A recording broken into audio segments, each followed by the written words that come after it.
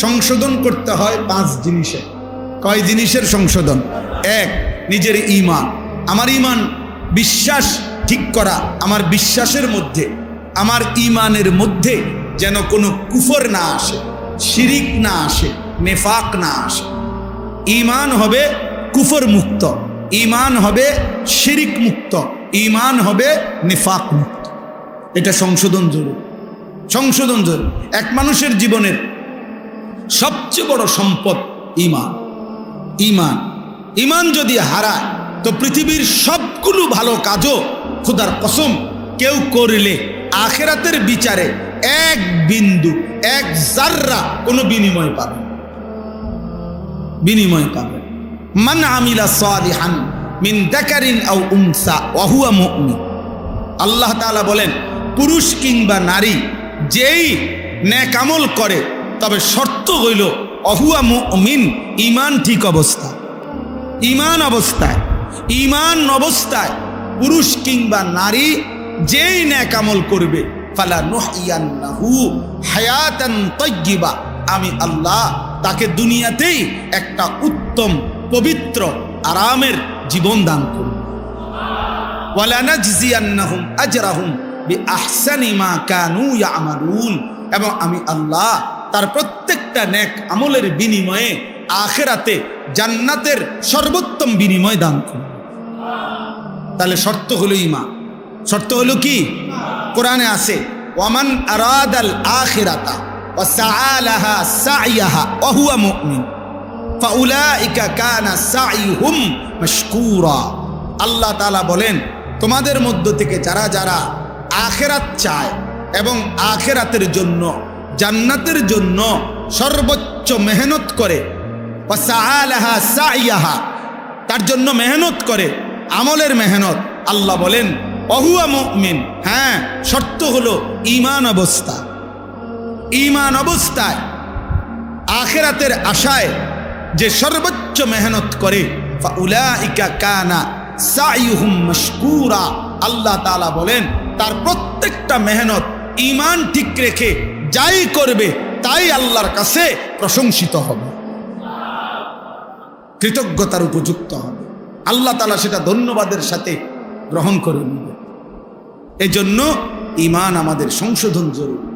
আমার অজান্তে যদি আমি ঈমান হারা হয়ে যাই, কোনো কথা দ্বারা, কোনো শব্দ দ্বারা, কোনো বিশ্বাসের দ্বারা, কোনো আচরণের দ্বারা যদি আমার শিরিক হয়, কুফর হয়, নিফাক হয়, প্রিয় ভাই, প্রিয় বাপ, সবার জন্য, আমার জন্য, তাইলে আমার আখিরাত বরবাদ, তাইলে আমার আখিরাত বরবাদ। শিরিক মুক্ত ঈমান, শিরিক মুক্ত ঈমান জরুরি।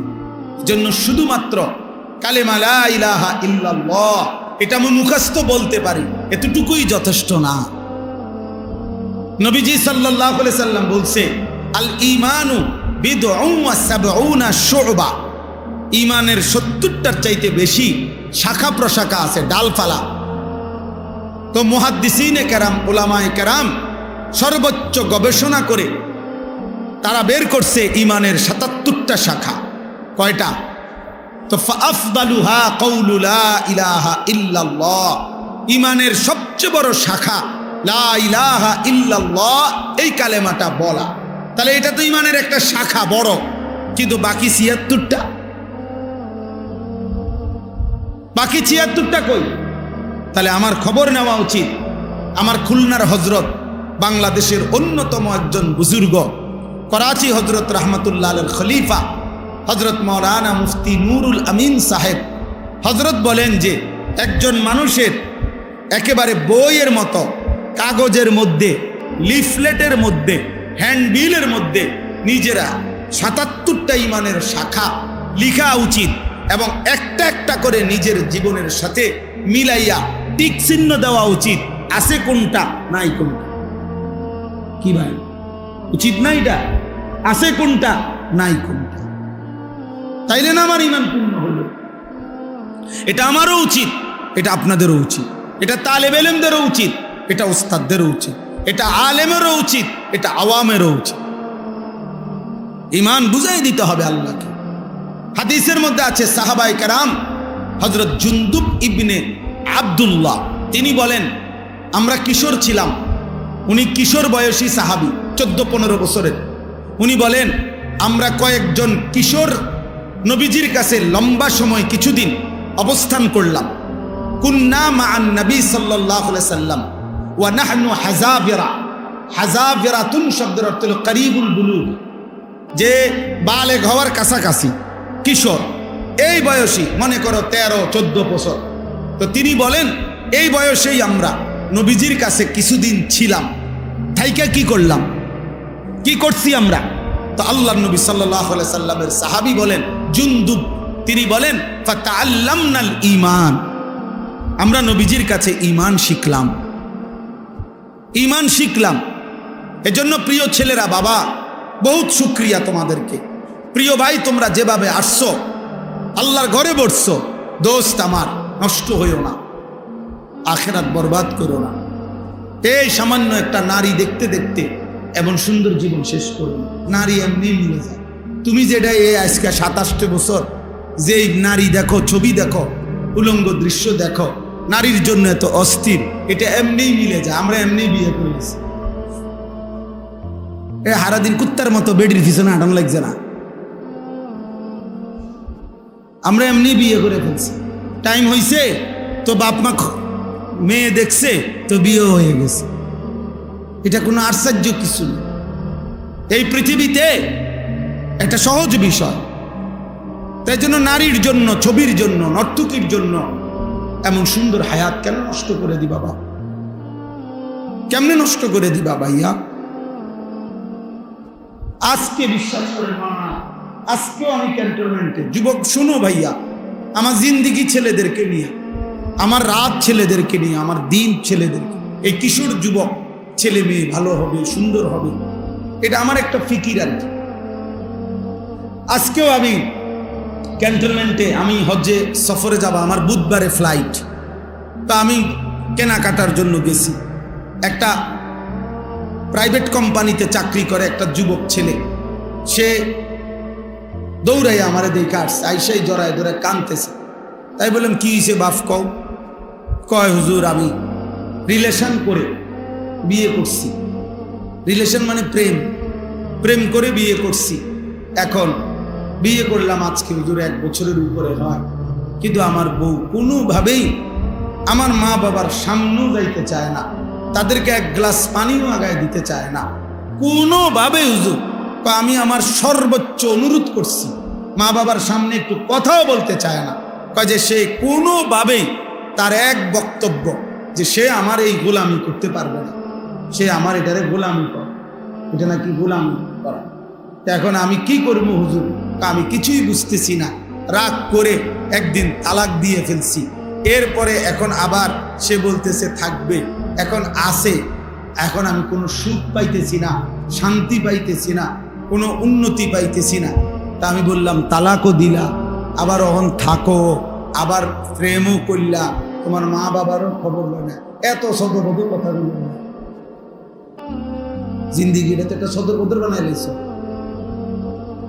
হ্যাঁ, যে মেয়েকে তালাক দিয়েছ, এবার তার প্রতি যদি তোমার হাজার ভালোবাসাও হয়, যে মেয়েকে তুমি তালাক দিছ, এবার যদি সে রাবেয়া বসরির মতো আচরণও করে, তারপরেও তো সে তোমার জন্য হারাম। হারাম তাইলে এখন তুমি এটি কি ইচ্ছা করো? এখানে কাহিনী বলো কেন বাপ? বগুড়া বাড়ি। তাইলে আমি তখন তাকে বললাম যে ভাইয়া, নাম বলে দিছি যে তুমি অমুকখানে যাইবা, একজন মুফতি সাহেবের কাছ থেকে লিখিত ফতুয়া নিবা এবং খুব দ্রুত গতিতে বিচ্ছিন্ন, নাইলে জীবনটা তোমার আরো ধুকে ধুকে একদিন পথের কাঙ্গাল হইয়া একদিন ভিক্ষার থালা হাতে নিয়ে আনবে। কারণ এত বড় হারাম করো না। এই জন্য ভাইয়া, তোমরা যদি আমার কাছে কেউ শুনতা, আমার জীবনে সব সময় আমার পকেটে ছেলেরা কাগজ দেয়, অনেক সময় অনেকখানি কত কিছু লেখে, আমার খাদেম যারা ওরা কত কিছু বলে। কি পরিমাণ এই হারাম সম্পর্কের কারণে প্রিয় ভাই, প্রথম তো মনে হয় ওই মেয়ে তোমারে ভালোবাসে, ওই মেয়ে তোমার সাথে প্রেম করে, সুন্দর সুন্দর কথা বলে, বিবাহের আগে তারও কোনো কিছু তোমার কাছে ভুল মনে হয় না, সেও তোমার কোনো কিছু ভুল মনে করে না, কিন্তু যেদিন থেকে বিবাহ হয়, সম্পর্ক ভালোবাসার পরে বিবাহ হয়, সেদিন থেকে দুনিয়াটা জাহান্নামের টুকরা হয়ে যায়। এজন্য দোস্ত আমার, কমপক্ষে আখেরাত তো আছেই, নিজের এই দুনিয়ার জীবনটা নষ্ট করো, জাহান্নামের টুকরা হয়ে যাবে। এটা জাহান্নামের টুকরা। কোন নারীর পিছনে, ছবির পিছনে, কোন জিনা ব্যভিচারের পিছনে, মোবাইলের এই অস্থির ছবির পিছনে আমার প্রিয় সন্তান জিন্দেগি নষ্ট করো না। এমন হায়াত শেষ করে দিও না। এমন সুন্দর রাত আর পাবা না, এমন সুন্দর দিন আর পাইবা না, আর পাইবা না। কুরআনুল কারীমের মধ্যে আছে, আল্লাহ তাআলা বলেন কালিলাম মা তাযাক্কারুন। আল্লাহ তাআলার কথা থেকে উপদেশ গ্রহণ করে কম, কালিল। আল্লাহ তাআলা বলেন ওয়া কালিলুম মিন ইবাদিয়াশ শাকুর। আমার শুকরকারী বান্দা পরিমাণে কম, কালিল। এরকম বহু আয়াত আছে কোরআন শরীফ। কাম মিন ফিআতিন কালিলাতিন গালাবাত ফিআতান কাসীরা। আল্লাহ তাআলা বলেন কম সংখ্যক বহু বিজয় লাভ করে বহু সংখ্যকের উপর। তাহলে কমের প্রশংসা করছেন। ইন ইয়াকুম মিনকুম 20 সাবিরুন ইয়াগলিবু মিআতাইন। আল্লাহ তাআলা বলেন ঈমান আমলের উপরে মজবুত মুমিন যদি হয় 20 জন, তো কাফের মুশরিক দুশমন 200 জনের মোকাবেলায় বিজয় লাভ করবে।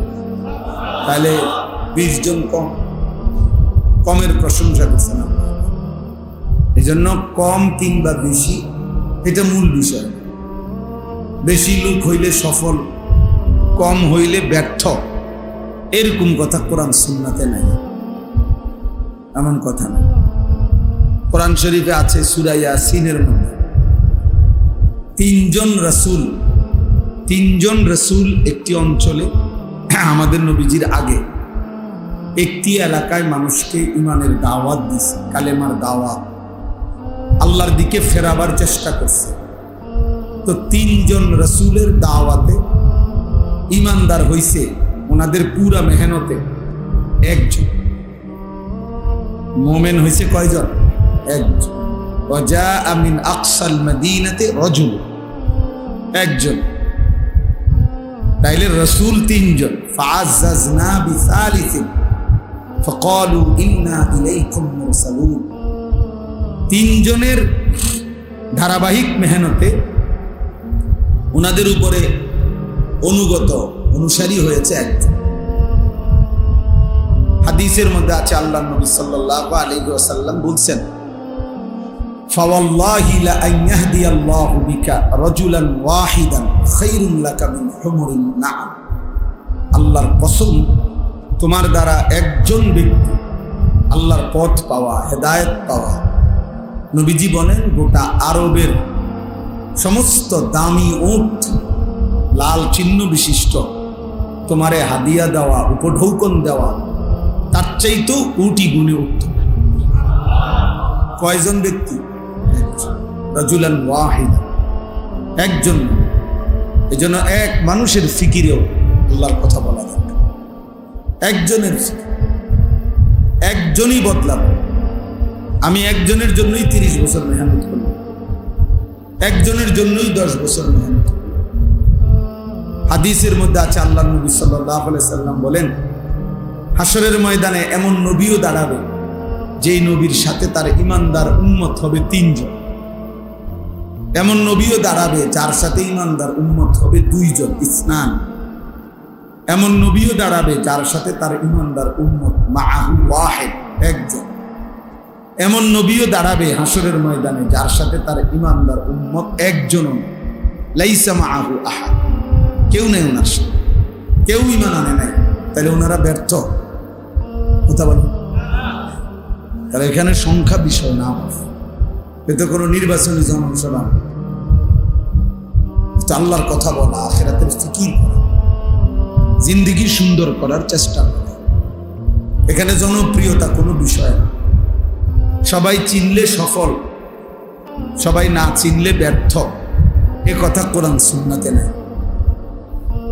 বুঝেননি? এটা জরুরি, সবাই চিনতে হবে জরুরি। আমারে মনে করেন 50,000 লোক চিনে, তো আমার কবরের আযাব মাফ তো আল্লাহ বলে কি, তো লাভ হলো কি? আমারে 50 লাখ লোক চিনে, তো আমার কবরের আযাব মাফ। এই জন্য এটা জরুরি।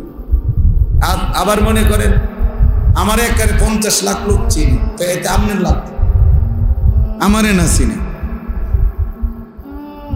বুঝেন? নিজের ভাবনা ভাবা হচ্ছে। গত কয়েকদিন আগে এক লোক আমার এই কথাটা বলছে যে হুজুর, আমি আপনার এই এক কথা আমার দিলে লাগছে যে সবাই আপনারে চিনলে, আপনারে না চিনছে, আমার লাভ।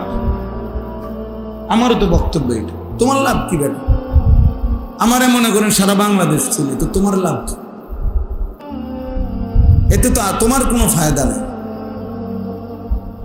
এই জন্য দোস্ত, নওজোয়ান ভাই, তোমাদের কাছে এটা বুঝতে শিখো, এটা বুঝতে শিখো। আমাদের এই ইসলাহি মজলিস মূল ফিকির হলো আত্ম উপলব্ধি, ইসলাহে নফস, নিজের সংশোধন, আমার ঈমান, আমার আমল, আমার আখিরাত, আমার আখলাক, এটা ফিকির করা, এটা খুব ভাবা দরকার। কোরআনুল কারীমের মধ্যে আছে, ইয়া আইয়ুহাল্লাযীনা আমানু আলাইকুম আনফুসাকুম। আল্লাহ তাআলা বলেন, হে ঈমানদারগণ, আলাইকুম আনফুসাকুম, তোমরা প্রত্যেকেই নিজেকে আঁকড়িয়ে ধরো। আলজিমু, নিজেকে আঁকড়িয়ে ধরো, নিজেকে গড়ে তোলো। আল্লাহ বলেন, লা ইয়াদুররুকুম মান দাল্লা ইযা হাদাইতুম, যদি তোমরা তোমাদের নিজেদেরকে হেদায়েতের উপরে তুলতে পারো, এবার গোটা পৃথিবী মিলে কেউ তোমাকে পথভ্রষ্ট করতে পারবে না। আমার কলিজার ভিতরে যখন আল্লাহর ভয় ঢুকবে, আমি যখন বুঝবো যে এটা হারাম, এবার গোটা পৃথিবী ল্যাংটা হইয়া নাচে, আমি তাকাবো। গোটা পৃথিবী হারামের মধ্যে ডুবে থাকুক, আমি থাকব। মনে করেন আমরা 5 ভাই 3 বোন, তাহলে আমরা 8 জন ভাই বোন কুমিল্লা শহরে একবার মেইন টাউনে আমরা বড় হয়েছি। আমার আব্বা কুমিল্লা শহরের প্রাণ কেন্দ্রে একটা মসজিদে ইমামতি করতেন, প্রাইমারি স্কুলে মাস্টারি করতেন। 43 বছর বাবা এক মসজিদে ইমাম ছিল। তো একবারে শহরের প্রাণ কেন্দ্রে। এখন আমাদের ঘরের 4 দিকে সব বাসাতেই টেলিভিশন চলত, নাচ গান চলত। তো এর মাঝখান দিয়ে আমাদের একটা ঘর, সেই ঘরেই তো আমরা 40 বছর ছিলাম। যে আমার আব্বা মাও ছিল, আমরাও ছিলাম, বড় হলাম সব ভাই বোন। আমাদের ঘরে তো 40 বছরের কোনো দিন টেলিভিশন চালাইতে হয় নাই। আমাদের জিন্দিগি চলছে না, আমার বাবার জিন্দিগি চলছে না। তো বাবার সিদ্ধান্ত নিছে যে এই হারাম করা যাবে না। তো এবার গোটা মহল্লাবাসী সবাই ফুল সাউন্ড দিয়েও যদি ব্যাকসেট চালায়, তা আমার সমস্যা। আমি তো জানি এটা হারাম। সবাই ঠ্যাঙ্গালগি দিয়ে নাচতে কি, কাপড় খুললে নাচতে কি। আমি যখন জানি যে এটা হারাম, না জায়েজ, এটা করা যাবে না, এটা যদি আমার দিলে বসে, এবার গোটা পৃথিবী উলঙ্গ হলেও আমার কোনো সমস্যা নেই। এটা জরুরি। এই জন্য দোস্ত, আল্লাহ তাআলা বলছেন, তালেব এলেন তোমরাও ভাই মনে কষ্ট নিও না। মূলত প্রয়োজনে আরেকদিন আসবো তুমি করে আরো বেশি বলার জন্য আলাদা। কিন্তু যেহেতু ইসলাহি মজলিসে অনেক এলাকার মানুষ আসছে, তা আমি চাইছিলাম যে ওনারা আলাদা বসুক। আমাদের কওমি মাদ্রাসার তালেব এলেমের জিন্দিগিটাই তরবিয়ত ওয়ালা। আলহামদুলিল্লাহ, আমরা মাদ্রাসার নিজামগুলো এভাবে সাজাই যে আমাদের বাচ্চা ইচ্ছা করলেও দাঁড়াইয়া পেশাব করতে পারে, আমাদের বাচ্চারা ইচ্ছা করলেও দস্তরখান ছাড়া খানা খাইতে পারে, আমাদের বাচ্চারা ইচ্ছা করলেও মেসওয়াক ছাড়া ওযু করতে পারে। তাহলে আলহামদুলিল্লাহ, দিবারাত্রি মাদ্রাসার নিয়মটাই সুন্নতে ভরা, তরবিয়তেই ভরা। এই জন্য আলহামদুলিল্লাহ ইসলাহের ফিকির তালেব এলেমদের জন্য উস্তাদরাই সম্মিলিতভাবে সর্বদাই করে থাকে। এই জন্য আওয়াম সাধারণ মানুষ যারা আছে তাদের ইসলাহের ফিকির খুব দরকার। তাদেরকে মাঝে মাঝে এরকম বসানোর দ্বারা, এই 2-4 কথা শুনবার দ্বারা, বলার দ্বারা আস্তে আস্তে দিল তৈরি হবে। এক কথাতে কেউ বদলায়া যাবে না, কিন্তু অব্যাহত বলতে থাকলে নিয়ম হলো, যদি কোনো পাথরের উপরেও যদি ধারাবাহিক বৃষ্টির পানির ফোঁটা পড়তে থাকে, একদিন দেখা যায় ওই পাথরটার মধ্যে ছিদ্র হয়ে গেছে, একটু ডাইবা গেছে। তাহলে যদি পাথর নরম হয়ে যায়, ছিদ্র হয়ে যায় ধারাবাহিক পানি পড়ার কারণে, তো ধারাবাহিক আল্লাহর কথা শুনতে শুনতে বলতে বলতে একদিন পাথর দিল মানুষও জিন্দিগি বদলায় যায়, বদলাইয়ে যায়। এই জন্য মূল ফায়সালা তো আল্লাহর হাতে। তো বলতেছিলাম নওজোয়ান ভাই বাবারা সবার কাছে, আল্লাহ তাআলা বলছেন আলাইকুম আনফুসাকুম, নিজেকে ধরো, নিজেকে গড়ো। তাহলে তুমি যদি হেদায়েতের উপরে ওঠো, তো এবার গোটা পৃথিবীর কেউ আর তোমাকে পথভ্রষ্ট করতে পারবে না। ইয়া আইয়ুহাল্লাযীনা আমানু কু আনফুসাকুম ওয়া আহলিকুম নার।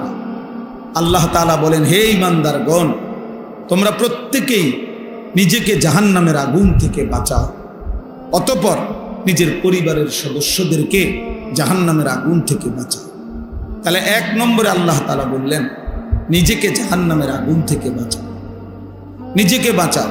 তাহলে এই নিজের দিকে নজর রাখা, নিজের ফিকির করা, প্রিয় ভাই বাবা, এটা জরুরি বিষয় বুঝা। এতটুকু বিবেক যে আমার ভালো, আমি আনিসুর রহমান, আমার ভালো কোনটা, আমার কল্যাণ কিসে, আমার কামিয়াবি কিসের মধ্যে, কি করলে আমার সফলতা, কি করলে আমার ব্যর্থতা, আমার কি করা উচিত, আমার কি করা অনুচিত, কি করলে আমার আল্লাহ রাজি, কি করলে আমার আল্লাহ নারাজি। নিজের জন্য এদ্দুর যে বোঝে না, তার মতো পাগল মাতাল তার সিরা কোনো মানুষ হইতে পারে। তাই তো তুই বেটা পুরাই পাগল, বেটা মাতাল, তুই নিজের ভালোই বুঝলে না, এদ্দুরও কি মানুষ বুঝে না? তোমার এই সারা রাত নারী দেখা, ছবি দেখা, মোবাইলে উলঙ্গ দৃশ্য দেখা, এটা যে তোমার জাহান্নামের আগুনের দিকে নিয়ে যাচ্ছে, বেওকুফ, এটাও বুঝো না? তোমার এই প্রতিদিনের বেনামাজি থাকা, প্রতিদিন আল্লাহকে সেজদা না করা, কোনোদিনও ফজরের নামাজ না পড়া, এটা যে তোমার জাহান্নামের দিকে নিয়ে যাচ্ছে, এর দুর্বুঝাও বুঝো না? আরে নিজের বুঝটা তো একটা কুত্তাও বোঝে, নিজের বুঝটা তো একটা শুকরও বোঝে, নিজের বুঝটা তো একটা সাপ বিচ্ছুও বুঝে। বেটা একটা কুত্তার দিকেও তো কেউ যদি লাঠি আলগি দেয়, কুকুর দৌড় মারে, কুকুর বোঝে এই লাঠি দিয়ে আমারে বাড়ি দিলে আমার ক্ষতি হবে, এই জন্য সে দৌড় মারে। তাহলে নিজেকে সেভ করা, নিজেকে রক্ষা করা, এতটুকু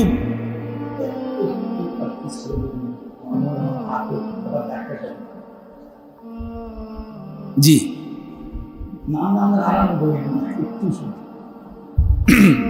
তাইলে এটা জরুরি যে এই কুকুরটা দৌড় দিল কেন, তাইলে সে বুঝছে যে এই লাঠিটা যেমনি তুলছে আমারে বাড়ি দিলে আমার ক্ষতি হবে।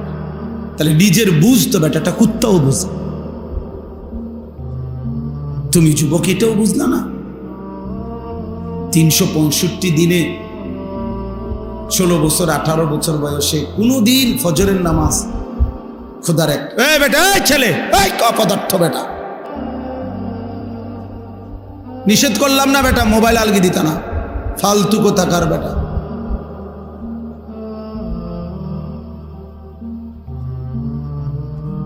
সাবধান, আমি ছেড়ে দই না মানুষ না, আমি বললাম না বিয়ে দরকার হলে আর কোনোদিন বলবো না, কিন্তু একদিন বলছি, একবার বলছি, একবার বুঝ করেই বল। খামখেয়ালির এক জিন্দিগি বানায় নিছি আমরা মিয়া। নওজোয়ান ছেলে তোমরা, মাত্র 16 বছর বয়স, 14 বছর বয়স, 18 বছর বয়স, বাবা এই এত অল্প বয়সে যদি আল্লাহকে মোটেই মনে না পড়ে, 18 বছর হয়েছে না বেটা তোর, তুই যদি এখনই এক ওয়াক্ত নামাজ না পড়স তাইলে বাকি জিন্দিগি জানোয়ার তুই করবি কি বেটা? আরে বেটা হাইওয়ান, তুই বাকিটা হায়াত করবি কি বেটা?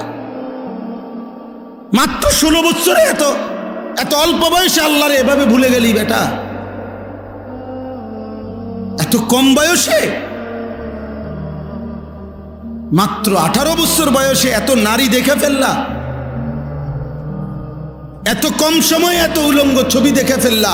হায় হায় জানোয়ার, বাকি জিন্দেগি চালবে কেমনে? হ্যাঁ, যদি বলো জানোয়ার বললেন কেন? জানোয়ার বলতো না কি জুনায়েদ বাগদাদিনী কইতো? সেজদাবিহীন হাইওয়ানকে কি বলতো? কথা বলেন না কেন? মনের ইচ্ছা মতো যে চলে, মনের চাহিদা মতো যে চলে, তাকে কোরআন কি বলছে? তাকে কোরআন বলছে জানোয়ার। আমি বলবো না কেন? আরাআইতা মানিত্তাখাযা ইলাহাহু হাওয়াহু আফা আনতা তাকুনু আলাইহি ওয়াকিলা আম তাহসাবু আন্না আকসারাহুম ইয়াসমাউনা আও ইয়াকিলুন ইন হুম ইল্লা কাল আনআম। আল্লাহ বলছে মনের চাহিদা মতো যে চলে বন্ধু, আমি আল্লাহ বলে দিলাম তার পরিচয় আর কিছুই নয়। ইন নাফিয়া, ইল্লা ইস্তেসনা। নফি ইস্তেসনা হসর বুঝায়, সীমাবদ্ধ, অর্থাৎ তার পরিচয় আর কিছুই নয়, আর কিছুই নয়, শুধুই আনআম, শুধুই চতুষ্পদ জন্তু, শুধুই জানোয়ার, শুধুই জানোয়ার, শুধুই জানোয়ার। তাহলে তুমি কার সিদ্ধান্তে চুল এমনে রাখলা? তোমার খেয়াল। তুমি কার সিদ্ধান্তে এক ওয়াক্ত নামাজ পড়ো না? তোমার মনের ইচ্ছা। তুমি কার সিদ্ধান্তে নারী দেখো, ছবি দেখো, উলঙ্গ দৃশ্য দেখো? তোমার মন চাইছে। তো এটারই তো কয় জানোয়ার। আল্লাহ তাআলা তো এরই জানোয়ার বলছে, যে তার মনের ইচ্ছা মতো চলে, যার মনের ইচ্ছা তার খোদা। বলো যুবক, বলো বাপ, তোমার কোন সৃষ্টিকর্তা আছে? থাকলে তিনি তোমাকে কিছু করতে বলে নাই? কোরআনুল কারীমের মধ্যে আরো সাংঘাতিক কথা আছে। সূরা আরাফের মধ্যে আছে ওয়াত্তাবা হাওয়াহু ফামাসালুহু কামাসালিল কাল। আমি প্রতিদিন এই আয়াত নাকি মাওলানা ডেইলি একবার হলো বলি। আল্লাহ কোরআনে বলছে ওয়াত্তাবা হাওয়াহু, সে তার মনের চাহিদার অনুসরণ করেছে। আল্লাহ বলেন অতএব ফামাসালুহু, তার উদাহরণ কামাসালিল কাল, কুত্তার মতো। বুঝছো বাবা? মনের ইচ্ছা মতো যে চলে, খোদার কসম আল্লাহ তার উদাহরণ দিছে কি কামাসালিল। তা বলেন অর্থ কি? বলেন কালবুন অর্থ কি? কুত্তা বেটা। কোনো ভিন্ন অর্থ নাই। এমন না যে আরো দুইটা অর্থ আছে, এটা বালাটা কইলাম, এমন তো ভিন্ন অর্থও নাই। কালবুনের অর্থ আরেকটা অর্থ আছে না? নাই তো। কালবুনের অর্থ তো সিংহ না, কুকুর। আল্লাহ বলেন ফামাসালু, এক বেঈমানের উদাহরণ দিতে গিয়ে আল্লাহ বলছে যে সে তার মনের চাহিদার অনুসরণ করেছে। ওয়ালাকিন্নাহু আখলাদা ইলাল আরদ, সে এই জমিনকে স্থায়ী মনে করে নিয়েছে, যে এই পৃথিবী, এই রং তামাশা, এই ফুর্তি, এটাই তার স্থায়ী। ওয়াত্তাবা হাওয়াহু, মনের চাহিদা মতো অনুসরণ করেছে।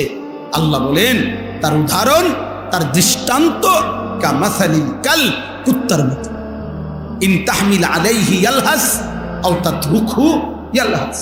কুকুরের স্বভাব, সে যদি তারে দৌড়ানি দেয় তাইলেও হাঁফায়, সে যদি তাড়াইয়া থাকে স্থির তাইলেও হাঁফায়, জিব্বা লম্বা করে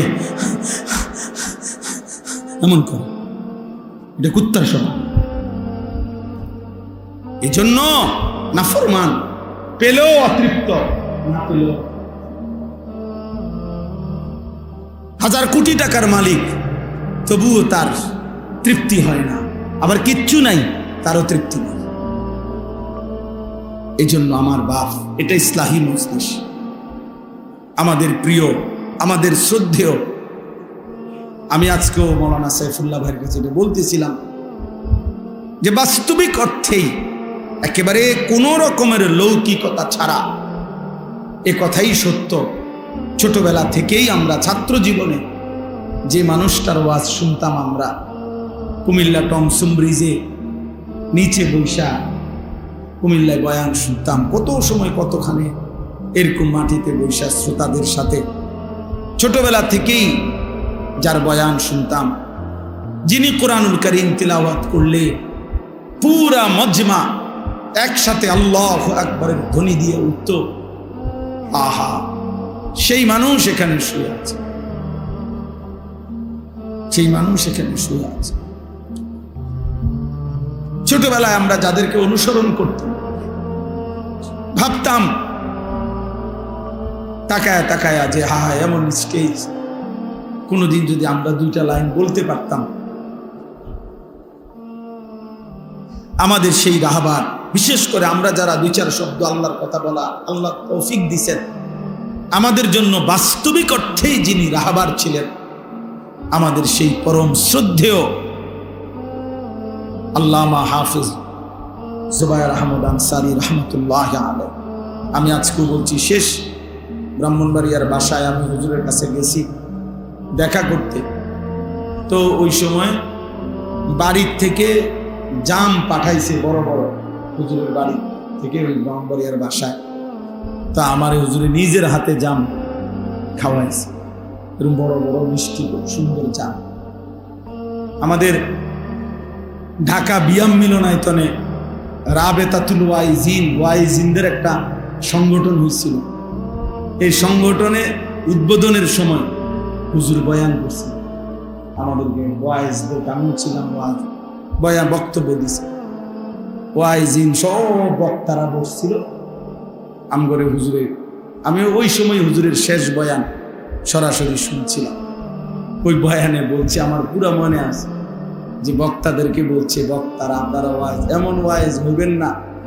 হুজুরের ঘটনা বলছে যে কোন জায়গায়, যে শুধুই টাকার জন্য ওয়াজ করবেন না। তো বলছে যে রাত্রেবেলা বক্তা ওয়াজ করে ওই বাড়িতে ছিল, সকালবেলা যাওয়ার সময় তারার একটা কম্বল সহ হুজুর যাইতেছে, তো তারা জিজ্ঞাসা করছে যে হুজুর আপনি যেমন কম্বল নেন গা, আপনার গোহা দিয়ে গইনা চাইছি, পোষায় না, এই জন্য বুঝছি, চিন্তা করছি কম্বলটাও সাথে নেই, দুটোটা মিলে যদি কিছু। আমি নিজে শুনছি ওইখানে এমন বক্তা হয়ে না যে মানুষের কম্বল শুদ্ধ নেয় গা।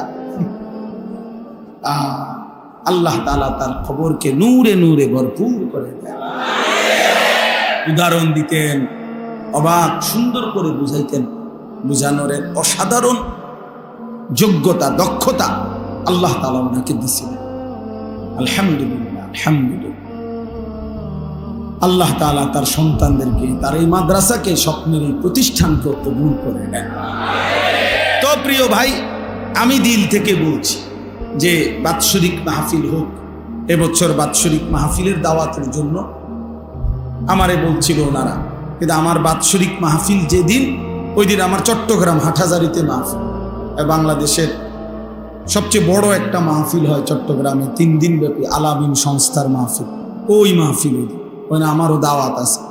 তো এই কারণে আমি বলছি আমি থাকতে পারব না, আমি এমনিতেই একটা ইসলাহি মজলিস করেন, আমি একদিন আপনাদের এখানে যাব। পরে আমি এই ডেটটা নিজের থেকে দিছিলাম। তো আমার আজকেও কথা, আলহামদুলিল্লাহ, মুরব্বী ওলামায়ে কেরাম, মাদ্রাসার আসাতেজায়ে কেরাম সবাই আছেন, ইনশাআল্লাহ আমি দিল থেকে বলি যে এখানে যেন 3 মাসে হোক, 2 মাসে হোক, ত্রৈমাসিক হোক, একটা ইসলাহি মজলিস, বছরে 4টা হোক, প্রয়োজনে 3টা ইসলাহি মজলিস হইল, একটা বাৎসরিক মাহফিল হইল, এইভাবে যেন ধারাবাহিকভাবে আমাদের হুজুরের আপনার স্মরণেই যেন এখানে যিনি সারা জীবন আল্লাহর কথা বলছেন, তার এই মাদ্রাসা মসজিদ থেকে যেন নিয়মিত আল্লাহর কথা, দ্বীনি বয়ানাত, এখান থেকে যেন ইসলাহি মজলিসটা ধারাবাহিক হয়। আমি ইনশাআল্লাহ, আমি নিজেও সুযোগ দেওয়ার চেষ্টা আমার আল্লাহ তৌফিক দিলে আমিও চেষ্টা করব। আরও ওলামায়ে কেরামও আসবে ইনশাআল্লাহ। নওজোয়ান ভাই তোমরা সবাই মিলে খোঁজ খবর নিবা এবং আন্তরিকভাবে সহযোগিতা করবা যেন এইখানে একটা ধারাবাহিক ইসলাহি মজলিস চালু হয়। ঠিক আছে ইনশাআল্লাহ? সবাই রাজি ইনশাআল্লাহ? আল্লাহ তাআলা আমাদের সবাইকে তৌফিক দান করেন। তাইলে আমি অনেক শক্ত কথা বলে ফেললাম, শুরুতে ধমক দিলাম। ধমক দেওয়ার মাকসাদ হলো ঠান্ডা করা। এখন মাশাআল্লাহ গরম লাগলো, তোমরা সব ঠান্ডা হয়ে গেছে। আল্লাহ তাআলা সবাইকে কবুল করে। প্রিয় ভাই, তুমি আসছো দেখা তোমারে শক্ত কথা বলছি, কিন্তু তোমারে আল্লাহ এতটুকু তো যে আল্লাহর কথা শুনবার সুযোগ হয়েছে, আল্লাহর কথা তো কানে পড়ছে, তা আল্লাহ তৌফিক দিলে একদিন বদলায়ও যাবে ইনশাআল্লাহ। ये कदम उठता नहीं उठाता है, इस कलम और किसी कलम की आता है। ভারতের একজন বিশ্ববিখ্যাত কবি ছিলেন জিগার মুরাদাবাদী রহমতুল্লাহ আলাইহি, হাকিমুল উম্মত মুজাদ্দিদুল মিল্লাত হযরত মাওলানা শাহ আশরাফ আলী থানভী রহমতুল্লাহ আলাইহির খাস মুরিদ ছিলেন। উনি কবিতার মধ্যে লিখছিলেন যে এই কদম আল্লাহর পথে নিজে নিজে হাঁটে না, কোনো এক অদৃশ্য মালিক তিনি হাঁটান। তাইলে ये कदम उठता नहीं उठाता है। এবং তিনি বলেন আল্লাহর কথা যেই কলম লেখে, এই কলম নিজে নিজে লেখে না, বরং লৌহে মাহফুজের কলম থেকে কালি নিয়ে এই কলম লিখতে থাকে। ইস কলম और किसी कलम की आता है। ভিন্ন আরেকটা কলমের দান এই কলমের লেখা, এই কলমে। এজন্য আল্লাহ তাআলা আমাদেরকে আসবার তৌফিক দান করেছেন, বলেন আলহামদুলিল্লাহ। আল্লাহ তাআলা এই ইসলাহি মজলিস কবুল করে নেন। তাইলে আমার ভাই, মূল বক্তব্য প্রথম কথা হলো এটা যে এই ইসলাহি মজলিস মানে হলো ইসলাহে নফস, নিজের ফিকির, নিজের সংশোধন, আমার ঈমান, আমার আমল, আমার মুআমালাত, আমার মুআশারাত, আমার আখলাক সংশোধন করতে হয় 5 জিনিসে। কয় জিনিসের সংশোধন? 1, নিজের ঈমান, আমার ঈমান বিশ্বাস ঠিক করা, আমার বিশ্বাসের মধ্যে, আমার ঈমানের মধ্যে যেন কোনো কুফর না আসে, শিরিক না আসে, নেফাক না আসে। ঈমান হবে কুফর মুক্ত, ঈমান হবে শিরিক মুক্ত, ঈমান হবে নেফাক মুক্ত। এটা সংশোধন জরুরি, সংশোধন জরুরি। এক মানুষের জীবনের সবচেয়ে বড় সম্পদ ঈমান। ঈমান ঈমান যদি হারায় তো পৃথিবীর সবগুলো ভালো কাজও খোদার কসম কেউ করলে আখিরাতের বিচারে 1 বিন্দু 1 জাররা কোনো বিনিময় পাবে, বিনিময় পাবে। মান আমিলা সালিহান মিন যাকারিন আও উনসা ওয়া হুয়া মুমিন। আল্লাহ তাআলা বলেন পুরুষ কিংবা নারী যেই নেক আমল করে, তবে শর্ত হইল অহুয়া মুমিন, ঈমান ঠিক অবস্থা। ঈমান অবস্থায়, ঈমান অবস্থায় পুরুষ কিংবা নারী যেই নেক আমল করবে, ফালা নুহইয়ান্নাহু হায়াতান তাইয়্যিবা, আমি আল্লাহ তাকে দুনিয়াতেই একটা উত্তম পবিত্র আরামের জীবন দান করব। ওয়ালা নাজজিয়ান্নাহুম আজরাহুম বিআহসানি মা কানু ইয়ামালুন, এবং আমি আল্লাহ তার প্রত্যেকটা নেক আমলের বিনিময়ে আখিরাতে জান্নাতের সর্বোত্তম বিনিময় দান করব। তাহলে শর্ত হলো ঈমান। শর্ত হলো কি? কোরআনে আছে ওয়ামান আরাদাল আখিরাতা ওয়া সাআলাহা সাইয়াহা ওয়া হুয়া মুমিন ফাউলাইকা কানা সাইহুম মাশকুরা। আল্লাহ তাআলা বলেন তোমাদের মধ্য থেকে যারা যারা আখিরাত চায় এবং আখিরাতের জন্য, জান্নাতের জন্য সর্বোচ্চ মেহনত করে, ওয়া সাআলাহা সাইয়াহা, তার জন্য মেহনত করে, আমলের মেহনত, আল্লাহ বলেন ওহুয়া মুমিন। হ্যাঁ, শর্ত হলো ঈমান অবস্থা। ঈমান অবস্থায় আখিরাতের আশায় যে সর্বোচ্চ মেহনত করে, ফাউলাইকা কানা সাইহুম মাশকুরা। আল্লাহ তাআলা বলেন তার প্রত্যেকটা মেহনত ঈমান ঠিক রেখে যাই করবে তাই আল্লাহর কাছে প্রশংসিত হবে, কৃতজ্ঞতার উপযুক্ত হবে। আল্লাহ তাআলা সেটা ধন্যবাদের সাথে গ্রহণ করে নেবে। এজন্য ঈমান আমাদের সংশোধন জরুরি।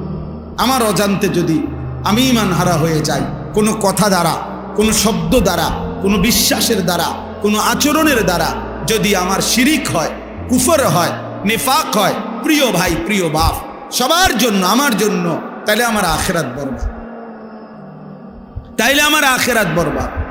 শিরিক মুক্ত ঈমান, শিরিক মুক্ত ঈমান জরুরি।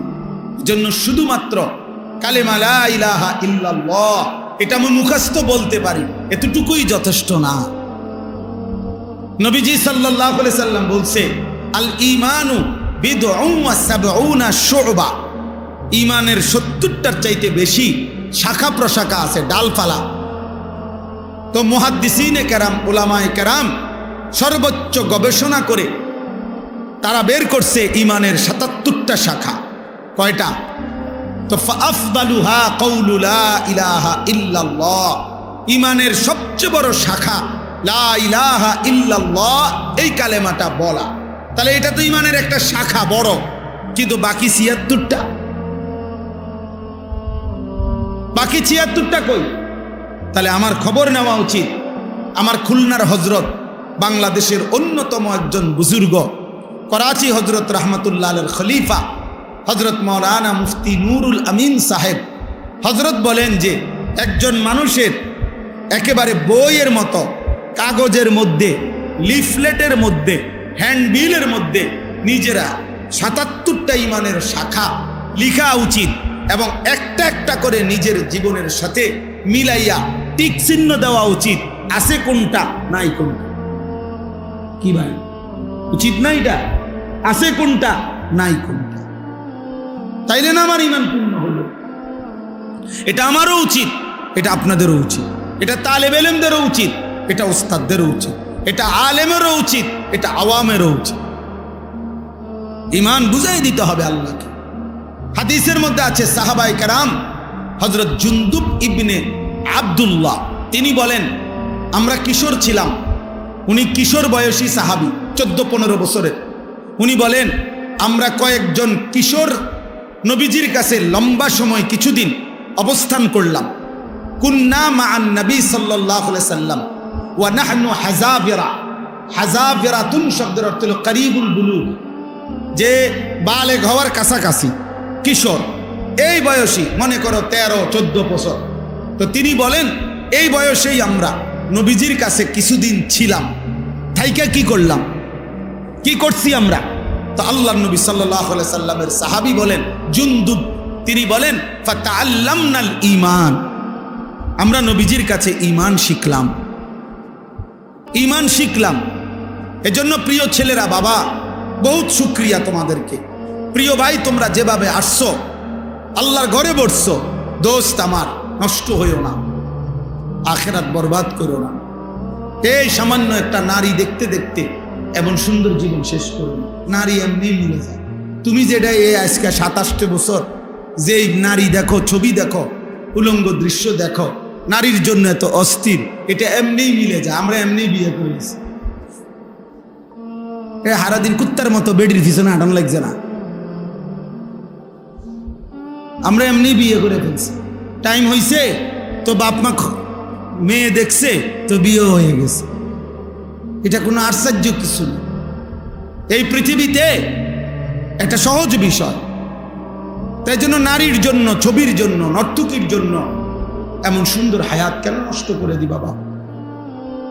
কেমনে নষ্ট করে দিবা ভাইয়া?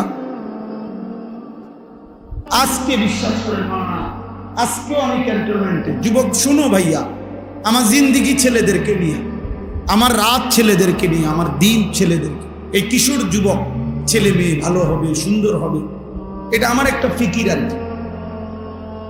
আজকেও আমি ক্যান্টনমেন্টে, আমি হজ্জে সফরে যাব, আমার বুধবারে ফ্লাইট। তা আমি কেনাকাটার জন্য গেছি। একটা প্রাইভেট কোম্পানিতে চাকরি করে একটা যুবক ছেলে, সে দৌড়াই আমারে দেখে আসছে, আইসাই জড়ায় ধরে কাঁদতেছে। তাই বললাম, কি হয়েছে বাপ কও? কয় হুজুর, আমি রিলেশন করে বিয়ে করছি। রিলেশন মানে প্রেম, প্রেম করে বিয়ে করছি। এখন বিয়ে করলাম আজকে হুজুর 1 বছরের উপরে হয়, কিন্তু আমার বউ কোনোভাবেই আমার মা বাবার সামনেও যাইতে চায় না, তাদেরকে 1 গ্লাস পানিও আগায় দিতে চায় না কোনোভাবে। হুজুর আমি আমার সর্বোচ্চ অনুরোধ করছি, মা বাবার সামনে একটু কথাও বলতে চায় না। যে সে কোনোভাবেই তার এক বক্তব্য যে সে আমার এই গোলামি করতে পারবে না, সে আমার এটারে গোলামি করে, এটা নাকি গোলামি করা। এখন আমি কি করবো হুজুর? আমি কিছুই বুঝতেছি না। রাগ করে একদিন তালাক দিয়ে ফেলছি, এরপরে এখন আবার সে বলতেছে থাকবে, এখন আসে, এখন আমি কোনো সুখ পাইতেছি না, শান্তি পাইতেছি না, কোনো উন্নতি পাইতেছি না। তা আমি বললাম তালাকও দিলা, আবার অহন থাকো, আবার প্রেমও করলা, তোমার মা বাবারও খবর না, এত সদরভাবে কথাগুলো জিন্দিগিটা তো একটা সদর বদর বানাই লেছ। হ্যাঁ, যে মেয়েকে তালাক দিয়েছ, এবার তার প্রতি যদি তোমার হাজার ভালোবাসাও হয়, যে মেয়েকে তুমি তালাক দিছ, এবার যদি সে রাবেয়া বসরির মতো আচরণও করে, তারপরেও তো সে তোমার জন্য হারাম। হারাম তাইলে এখন তুমি এটা কি ইচ্ছা কম করতে? এখানে কাহিনী বলো কেন বাপ? বগুড়া বাড়ি। তাইলে আমি তখন তাকে বললাম যে ভাইয়া, নাম বলে দিছি যে তুমি অমুকখানে যাইবা, একজন মুফতি সাহেবের কাছ থেকে লিখিত ফতুয়া নিবা এবং খুব দ্রুত গতিতে বিচ্ছিন্ন, নাইলে জীবনটা তোমার আরো ধুকে ধুকে একদিন পথের কাঙ্গাল হইয়া একদিন ভিক্ষার থালা হাতে নিয়ে নিবে। কারণ এত বড় হারাম করো না। এজন্য ভাইয়া, তোমরা যদি আমার কাছে কেউ শুনতা, আমার জীবনে সব সময় আমার পকেটে ছেলেরা কাগজ দেয়, অনেক সময় অনেকখানি কত কিছু লেখে, আমার খাদেম যারা ওরা কত কিছু বলে, কি পরিমাণ এই হারাম সম্পর্কের কারণে। প্রিয় ভাই, প্রথম তো মনে হয় ওই মেয়ে তোমারে ভালোবাসে, ওই মেয়ে তোমার সাথে প্রেম করে, সুন্দর সুন্দর কথা বলে, বিবাহের আগে তারও কোনো কিছু তোমার কাছে ভুল মনে হয় না, সেও তোমার কোনো কিছু ভুল মনে করে না। কিন্তু যেদিন থেকে বিবাহ হয়, সম্পর্ক ভালোবাসার পরে বিবাহ হয়, সেদিন থেকে দুনিয়াটা জাহান্নামের টুকরা হয়ে যায়। এজন্য দোস্ত আমার, কমপক্ষে আখেরাত তো আছেই, নিজের এই দুনিয়ার জীবনটা নষ্ট করো, জাহান্নামের টুকরা হয়ে যাবে, এটা জাহান্নামের টুকরা। কোনো নারীর পিছনে, ছবির পিছনে, কোনো জিনা ব্যভিচারের পিছনে, মোবাইলের এই অশ্লীল ছবির পিছনে আমার প্রিয় সন্তান জিন্দেগি নষ্ট করো না, এমন হায়াত শেষ করে দিও না, এমন সুন্দর রাত আর পাবা না, এমন সুন্দর দিন আর পাইবা না, আর পাইবা না। কিশোর যৌবন এমন একটা সময়, আমার কাছে কিতাব আছে, ওই ইউসুফ ভাই এই কিতাব দিছে, গত কিছুদিন আগেও দিছে, ওইখানে লিশাবাবে ফাকাত, যুবকদের জন্য একটা আরবি কিতাব। তো এখানে লিখছে উনি যে হে যুবক, মনে রেখো, আল্লাহ বলে দিছে যে যুবক হলো বাইনা দুফাইনে, আশ-শাবাবু বাইনা দুফাইন। একজন যুবক, একজন কিশোর, সে হলো 2 দুর্বলতার মাঝখানে। অর্থাৎ আল্লাহুল্লাযী খালাকাকুম মিন দুফিন, আল্লাহ বলেন আমি মানুষকে সৃষ্টি করেছি দুর্বল অবস্থায়। যখন সে শিশু তখন সে দুর্বল। সুম্মা জাআলা মিন বা'দে দুফিন কুওয়াতান, অতঃপর আমি আল্লাহ সেই দুর্বলতার পরে তাকে দিয়েছি শক্তি। কুওয়াতান মানে শক্তি, কুওয়াত মানে কি? শক্তি মানে যৌবন। সুম্মা জাআলা মিন বা'দে কুওয়াতিন দুফান ওয়া শাইবা, পুনরায় আবার সেই শক্তির পরে আবার দিয়ে ফিরাইয়া দিছি দুর্বলতা এবং বৃদ্ধকালীন অবস্থা। তাইলে বৃদ্ধকালটাও দুর্বল, শিশুকালটাও দুর্বল, তাহলে শক্তি কেবল যৌবন। এজন্য তিনি বলছে হে যুবক, তোমার ওই দিকেও পার করে আসছো যেটা, সেটাও দুর্বল।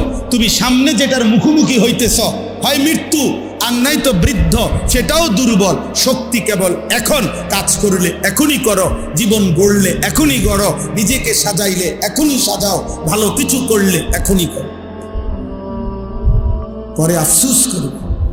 একটা যুবক হলেও আমার কথা মনে রাখো, নিজেকে বদলাও, চেঞ্জ করো। এই চুল বদলাও ভাইয়া, এই মুসলমানের চুল না, হাসো না ভাই, হাসো না, হাসা উড়ায় দিও না। তোমার ভিতরে যদি রক্ত থাকে, তোমার ভিতরে যদি কালেমা থাকে, তুমি যদি কোনো মুসলমান মার দুধ খায়া থাইকো, তাহলে ইহুদি ইসরায়েলের ওই কুত্তারা প্রতিদিন তোমার মাকে হত্যা করে, বোনকে হত্যা করে, তোমার এতিম ভাইকে হত্যা করে, এতিম কুলের বাচ্চাকে যারা বোমা মেরে উড়ায় দেয়, ওই কুত্তারা, ওই বেঈমানদের ডিজাইন হলো এই চুলগুলো।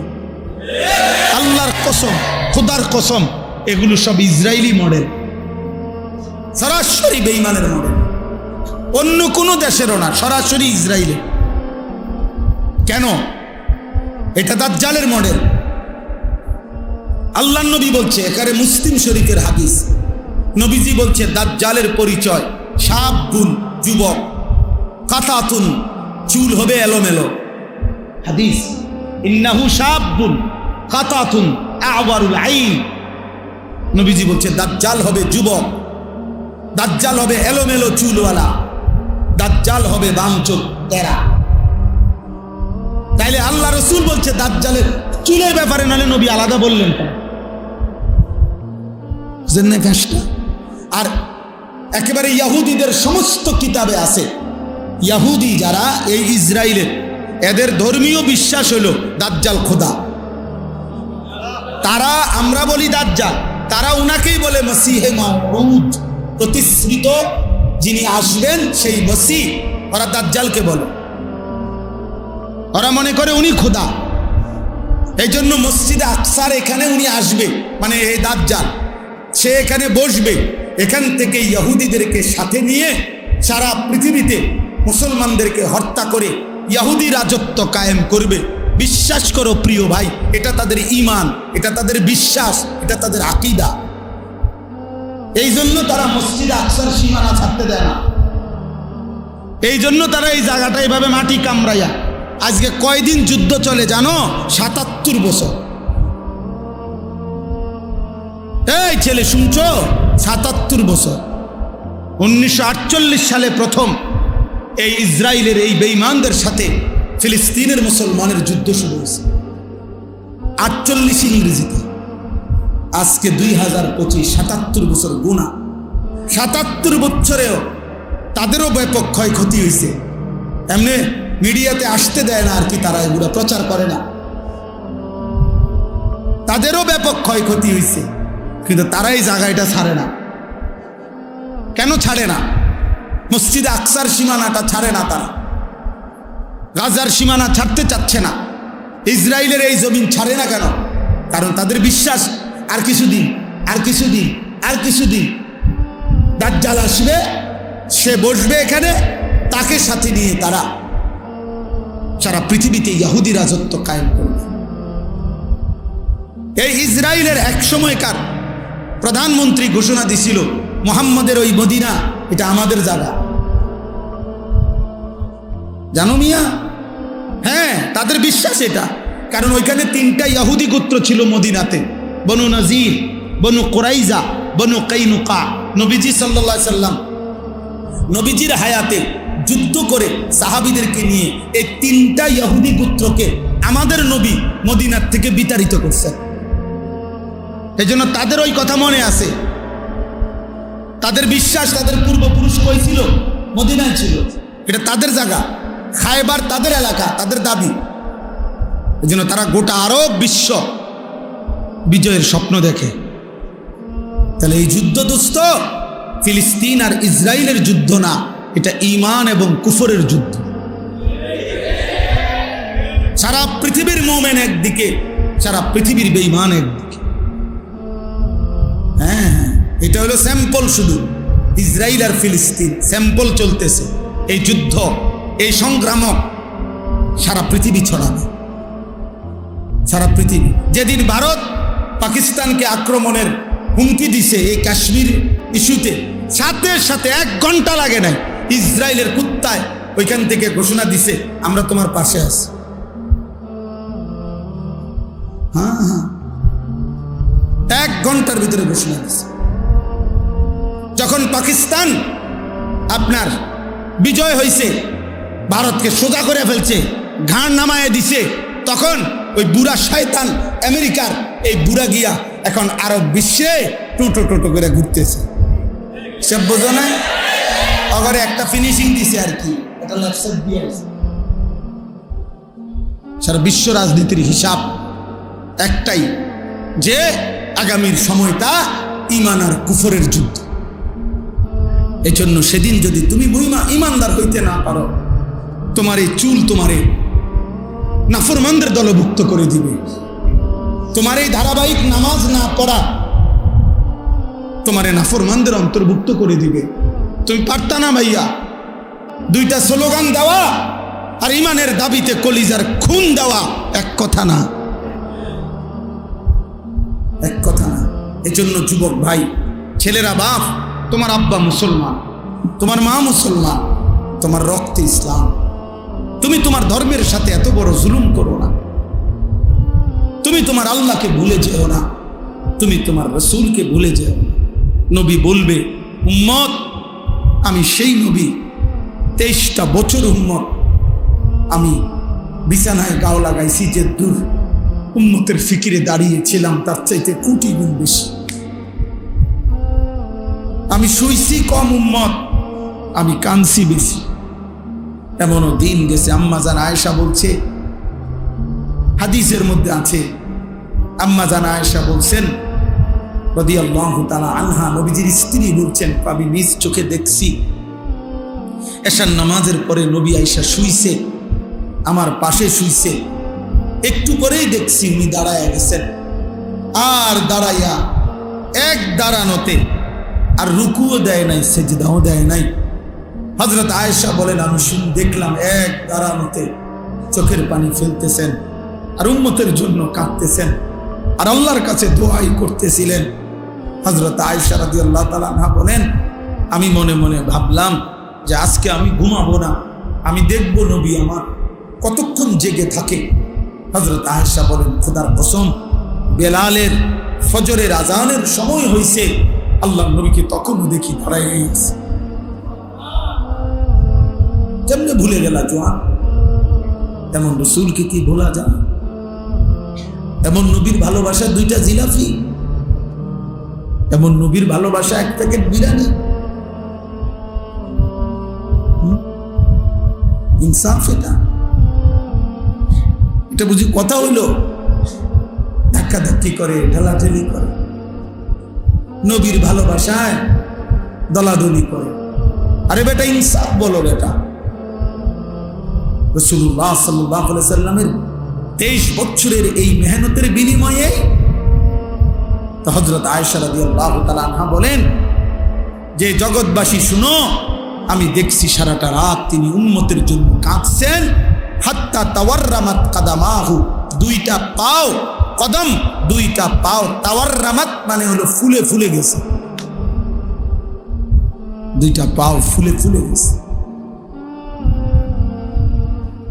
এজন্য তালেবে ইলম আমরা, মাদ্রাসার ছাত্র, আমরা নিয়ত করো যে এই পৃথিবীর কেউ আসুক বা না আসুক, আল্লাহর দ্বীনের জন্য আমরা লড়ব ইনশাআল্লাহ।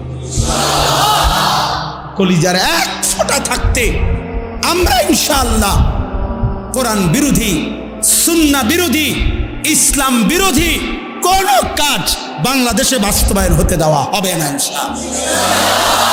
এজন্য নারী সংস্কার কমিশনের এই অন্যায় দাবি বাংলার জমিনে বাস্তবায়ন হবে না ইনশাআল্লাহ।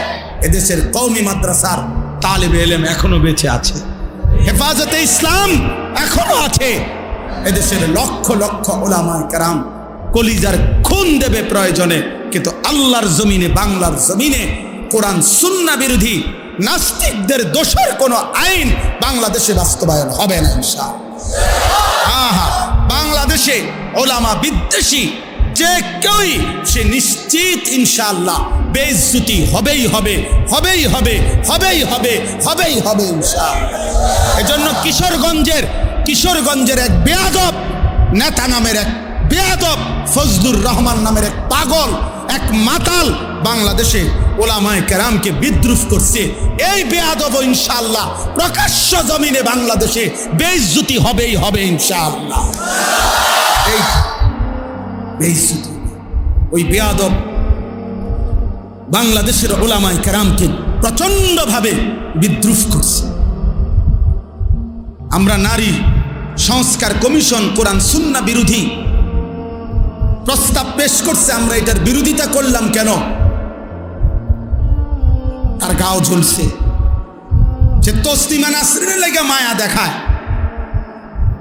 তার কাছে তসলিমা নাসরিনের প্রতি দরদ, উলামায়ে কেরামের প্রতি বিদ্বেষ। কত বড় নাফরমান!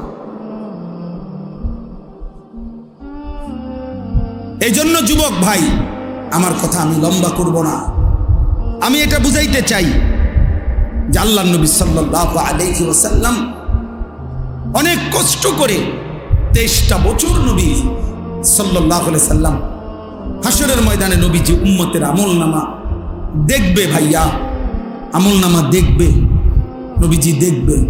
ফাকাইফা ইদা জিনা মিন কুল্লি উম্মাতিন বিশাহিদ ওয়া জিনা বিকা আলা হাউলা'i শাহীদা।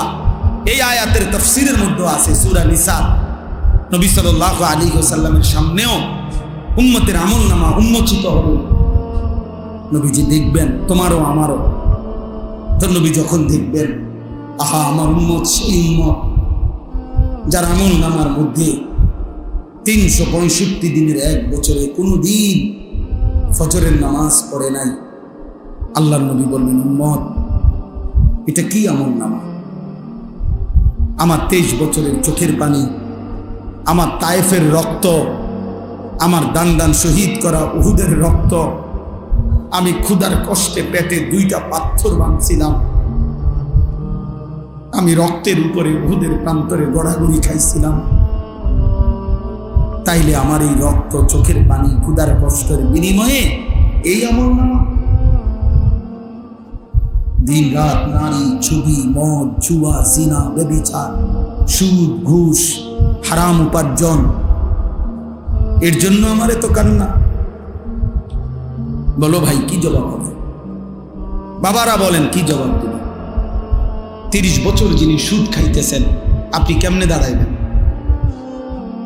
30 বছর ধরে, 60 বছর ধরে যিনি বিড়ি সিগারেট খান, আপনি নবীজির সামনে কেমনে দাঁড়াইবেন? 60 বছর বয়সেও যারা রঙিন টেলিভিশনে নাচ গান দেখেন, আপনি কেমনে দাঁড়াবেন? কি বলবেন? এই বলেন না, কি বলবেন? বলেন। আজকে 20 বছর 25 বছর ধরে যার স্ত্রী বেপর্দা, আপনি স্বামী, মুসলমান স্বামী, কেমনে আল্লাহর সামনে দাঁড়াবেন? যার ছেলেটা 18 বছর 20 বছর, আপনি জীবিত বাপ, বাপ জীবিত থাকতে, মা জীবিত থাকতে ছেলেটা কোনোদিন ফজরের নামাজ পড়ে না, একটা হাইওয়ান জানোয়ারের মতো ঘুমায় থাকে। আহা, ওই বাপ কি বলবে? আল্লাহ কি বলবে? সংসার মানে কি? সংসার মানে খাট পালং, সংসার মানে সোফা, সংসার মানে তো স্ত্রী সন্তান। মানুষ তো সংসার বলে স্ত্রী সন্তানকে। কেউ যদি বলে আমি আমার পরিবার নিয়ে বেড়াইতে আসছি, মানে আমার যে খাট পালং, সোফা টোফা, ইডি লইয়া বেড়াইতে আসছি, ঠিক না? তো কি বউ বাচ্চা নিয়ে আসছি? কথা বলেন না কেন? মানুষ যখন কথায় কথায় বলে যে আমি পরিবার নিয়ে আসছি বেড়াইতে, অর্থ কি? বউ বাচ্চা নিয়ে আসছি। তাহলে পরিবার বলে কাকে? বউ বাচ্চাকে। সংসার বলে স্ত্রী সন্তানকে। তাহলে তারাই যদি নাফরমান হয়, স্ত্রী যদি পর্দানশীল না হয়, ছেলে যদি নামাজ না পড়ে, মেয়ে যদি পর্দা না করে, ফুতে যদি হারাম রোজগার করে, সবাই মিল্লা যদি আল্লাহর নাফরমানি করে, তো খাট পালং আর সোফা ফার্নিচার, টাইলস আর বাথরুম দিয়ে হবে তাকে? বলে কেমনে হবে ভাইয়া? এই জন্য আজকে আমরা এটা ইনসাফের সাথে আজকে ফিকির করি। আমি অন্য প্রসঙ্গ বলতে চাইছিলাম, মূলত কোরবানির কথা বলতে চাইছিলাম। এই জন্য ফাসাল্লি লিরাব্বিকা ওয়ানহার এটা পড়ছিলাম, সূরা কাউসার। আর লম্বা করব না, সূরা কাউসার পড়ছিলাম, ছোট্ট 3টা আয়াত। ইন্না আ'তাইনাকাল কাউসার, আল্লাহ বলছেন নবী আপনাকে আমি কাউসার দিয়েছি। কাউসার শব্দের 2 অর্থ, এক হলো খাইরে কাসীর, দুনিয়া আখিরাতের অগণিত কল্যাণ আমি আপনাকে দিয়েছি। এজন্য ভাইয়া আমরা সেই নবীর উম্মত যে নবীকে আল্লাহ দুনিয়াতেও শ্রেষ্ঠ কল্যাণ দিছে, যাকে আল্লাহ আখিরাতেও শ্রেষ্ঠ কল্যাণ দিছে। এমন রাসূল, এত বড় নবী, এত বড় শ্রেষ্ঠতম মায়ার নবী পেয়ে কেউ যদি পথভ্রষ্ট হয়, আহা আফসোস হবে, আফসোস। ছেলেরা ফিরে আসো, বাবারা ফিরে আসেন। নওজোয়ান ছেলে তোমরা যারা নামাজ পড়ো না, বাপ নামাজ পড়ো। আগামীর পৃথিবীতে মাহাদির পক্ষে যদি যুদ্ধ করতে হয়, দাজ্জালের বিরুদ্ধে যদি লড়তে হয়, সেজদা লাগবে। সেজদা কি লাগবে? হাদিসে আছে ঈসা আলাইহিস সালাম আসরের নামাজের সময় নেমে আসবে জমিনে, আর ফজরের নামাজ পড়ে ইমাম মাহাদির বাহিনী নিয়ে ফজর পড়ে মাহাদি এবং ঈসা ফজরের মুসল্লি সাথে নিয়ে দাজ্জালের বিরুদ্ধে চূড়ান্ত শেষ লড়াই নামবে, শুরু করবে, এবং ওই আক্রমণেই ঈসা আলাইহিস সালামের হাতে দাজ্জাল নিহত হবে। এজন্য ফজরের মুসল্লি যারা ঈসা এবং মাহাদির সঙ্গীতা, ফজরের মুসল্লি যারা দাজ্জালের বিরুদ্ধে লড়বে। তাহলে 7:30 8টা বাজে 9টা বাজে উঠা নাফরমান তুমি কোন দিকে যাইবা? বুঝো নাই বাবা? তুমি তো ফজরের নামাজ পড়ো নাই, তো তুমি তো ফজরের মুসল্লিও দেখো নাই, তুমি তো ঈসারও দেখো নাই, তুমি তো মাহাদিকেও দেখো নাই, তো তুমি 9টা বাজে উঠটা কি পাই? 8:30 বাজে উঠতে হ্যাঁ কি দেখবে? মুমিনের বাহিনী তো চলে গেছে যুদ্ধে, নাফরমান তখন পড়ে আছে। এই জন্য ভাইয়া ফজরের নামাজও, ফজরের নামাজ বিজয়ের নামাজ। কোন নামাজ? ফজরের ওয়াক্ত বিজয়ের ওয়াক্ত। হ্যাঁ হ্যাঁ, এই আজির কথা শুনেন। এই যে 10ই মে, এই মাসের 10 তারিখ শনিবার ফজরের নামাজ পড়ে সারা পৃথিবীর চ্যানেলে আসছে, এটা সব খবরে আসছে। ফজরের নামাজের সালাম ফিরাইয়াই নারায়ে তাকবীর আল্লাহু আকবারের স্লোগান দিয়ে পাকিস্তানের মধ্যে মুজাহিদ সেনাবাহিনী এই ইন্ডিয়ার বেঈমানদের উপরে শেষ এই চূড়ান্ত হামলাটা করছে ফজরের নামাজের পর্ব।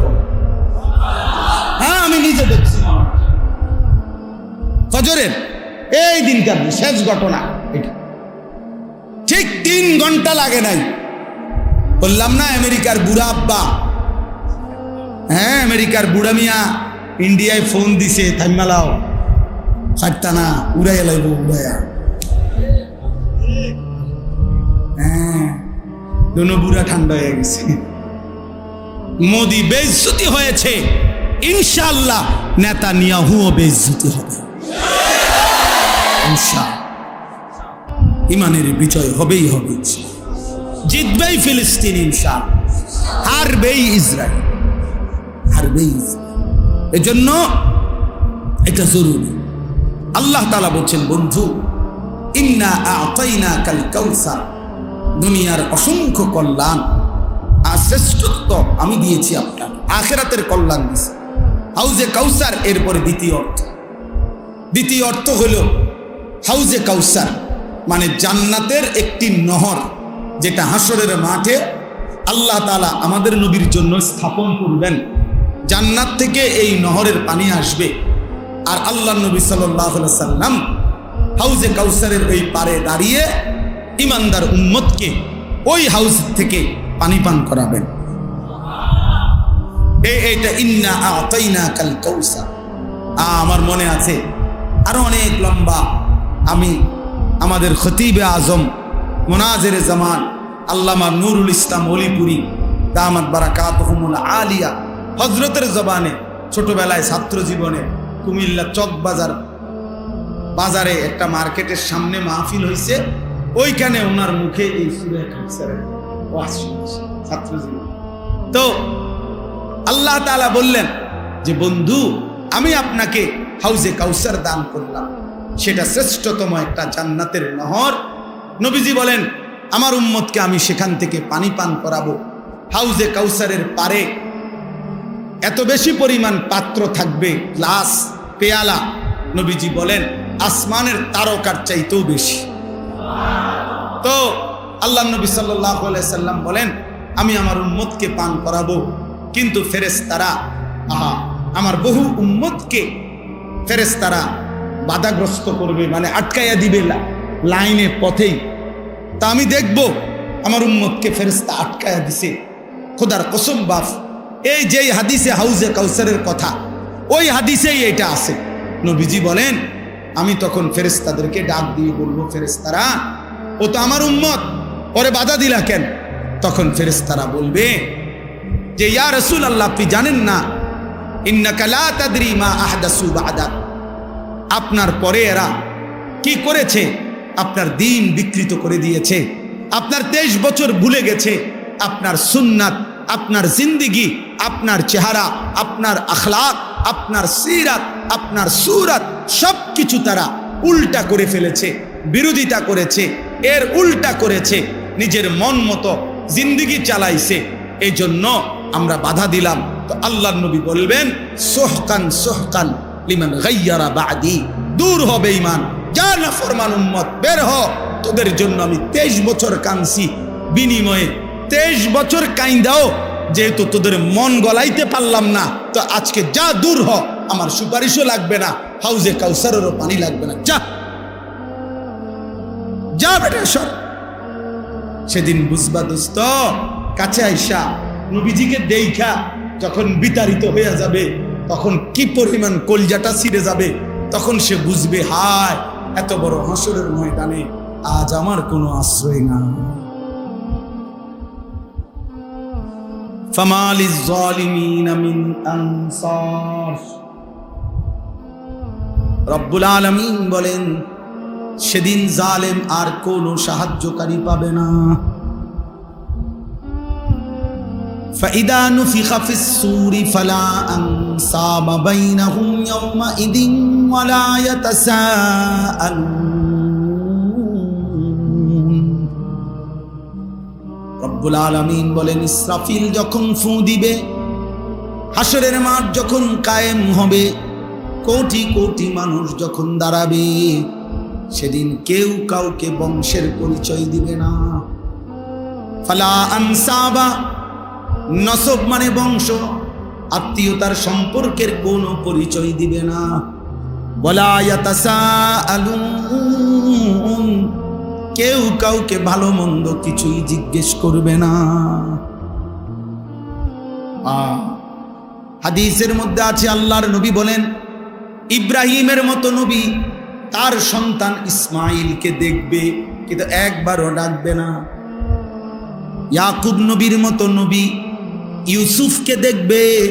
খোদার কসম বন্ধু, ইউসুফ তো সেই ছেলে, 40 বছর ইয়াকুব নবী যেই ছেলের জন্য কাঁদছিল, হ্যাঁ, আবিয়াদ্দাত আইনাহু মিনাল হুজনি, আল্লাহ বলছে ইউসুফের সুখে কাঁদতে কাঁদতে ইয়াকুব নবীর চক্ষুটা সাদা হয়ে অন্ধ হয়ে গেছে।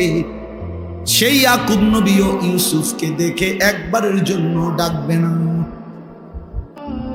ইয়াকুব বলবে ইয়া রব্বি নফসি নফসি, ইউসুফ বলবে ইয়া রব্বি নফসি নফসি, ইব্রাহিম বলবে ইয়া রব্বি নফসি নফসি, ইসমাইল বলবে ইয়া রব্বি নফসি নফসি, মুসা নবী বলবে লা আসআলুকা লিয়াউমা উম্মি ওয়ালা উখতি, মুসা নবীর মতো নবী বলবে, আল্লাহ আমি আমার মাকেও চাই না, বোনকেও চাই না, বাল আসআলুকা লিয়াউমা নাফসি, আজ শুধু আমি আমাকেই বাঁচাইতে চাই।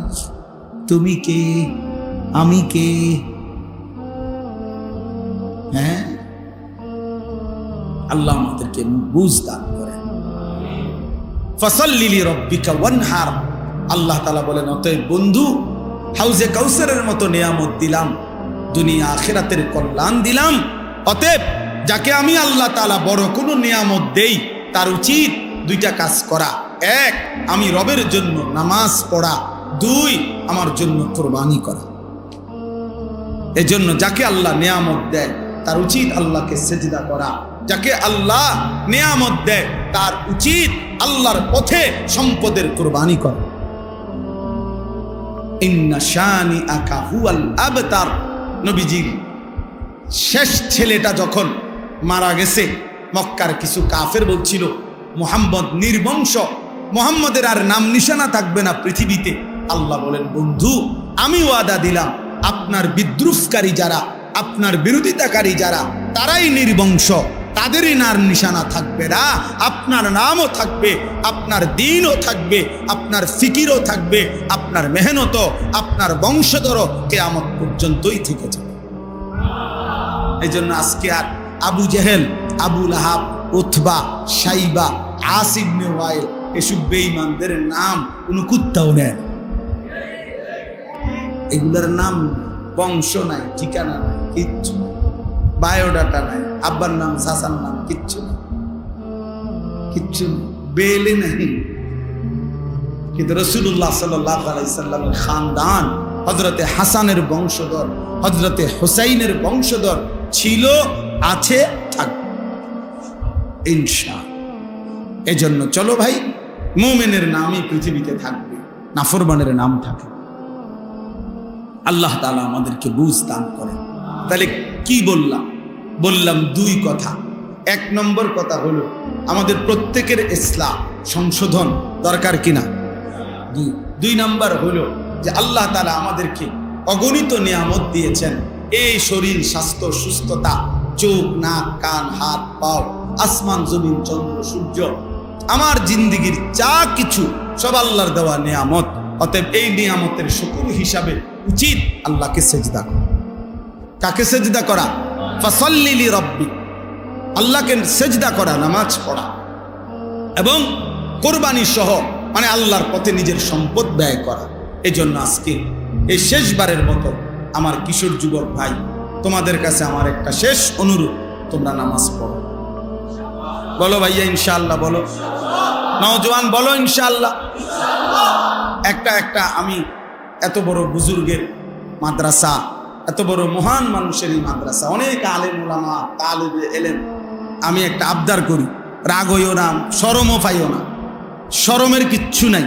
আল্লাহর জন্য তুমি হিম্মত করো, দেখো ইনশাআল্লাহ দুনিয়াতেও সম্মানিত হইবা, আখিরাতেও সম্মানিত হইবা।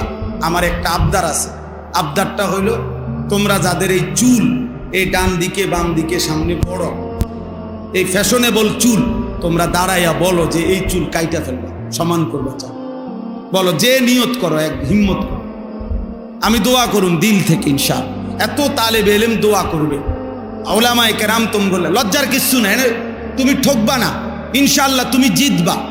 আমি বললাম তুমি জিতবা, দাঁড়াও, হিম্মত করো। যাদের চুল না, দাঁড়াও, দাঁড়াইতে হবে, দাঁড়াইতে হবে, দাঁড়াও বাবা, মাশাআল্লাহ, শর্মায়ও না, হিম্মত করো, হিম্মত করো, হিম্মত করো যুবক, নিয়ত, পাক্কা নিয়ত করে দাঁড়াও, ধোকা দিও না। আমি কোনো তোমার লেগে ভোটে দাঁড়াইছি না, কাজেই আমি তোমার আখিরাতের আশায় বলছি, পাক্কা নিয়ত ইনশাআল্লাহ। নিয়ত ঠিক আছে তো ইনশাআল্লাহ?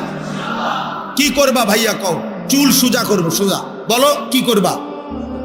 আল্লাহ তোমাকে তৌফিক দান করে। হুজুর আপনারা এদের জন্য দোয়া করবে, তালেবে ইলম তোমরা বলো তাদের জন্য দোয়া করবা কিনা?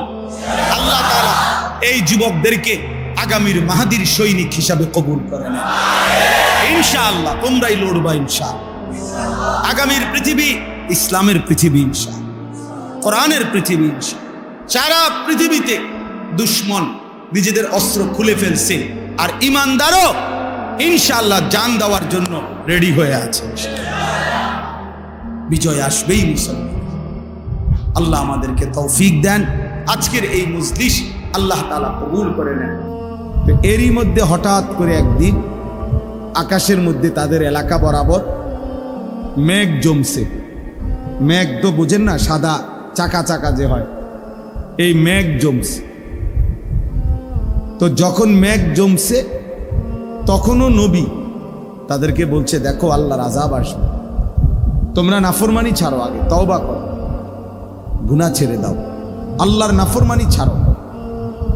তারা ওনার কথাকে কোনো পাত্তাই দিচ্ছিল না, বরং যখন মেঘ দেখছে তখন তারা বলতেছে, কই আযাব কই, বরং বৃষ্টি তো আসতেছে। ফালাম্মা রাআউহু আরিদাম মুস্তাকবিলা আউদিয়াতিহিম ক্বালু হাযা আরিদুম মুমতিরুনা। এই যে কোরআন শরীফের আয়াত, তো এরই মধ্যে হঠাৎ করে একদিন আকাশের মধ্যে তাদের এলাকা বরাবর মেঘ জমছে। তো সমস্ত লোক তখন মানে পুরা কওম, ছোট বড় কোলের বাচ্চা সহ সবাই গিয়া ওই মেঘ যেখানে চাকা হইছে ওর বরাবর আইসা দাঁড়াইছে। মানে উদ্দেশ্য হইল বৃষ্টি নামবে, সবাই একসাথে ভিজবে, ঠান্ডা হবে। তো এই অপেক্ষা করতেছে, আল্লাহ তাআলাই কুদরতি ভাবে আর কি একসাথ করছে সবাই।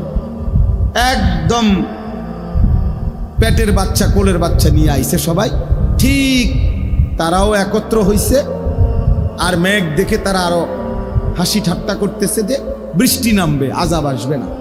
তো আল্লাহ তাআলা বলেন, বাল হুয়া মাস্তাজালতুম বিহি, না কওম শোনো, এটাই সেই আযাব যেটার তাড়াহুড়া তোমরা করতেছিলা, যে আযাব আসে না কা, তোমরা তাড়াহুড়া করছিলা, আমি তো চাচ্ছি আমার ফয়সালা মতো দেব। তো এরপরেই এই তাদের উপরে ওই মেঘের থেকে পাথরের বৃষ্টি বর্ষণ হয়েছে। অঝরে পাথর পড়ে এই মানুষগুলো চিরতরে নিশ্চিহ্ন হয়েছে।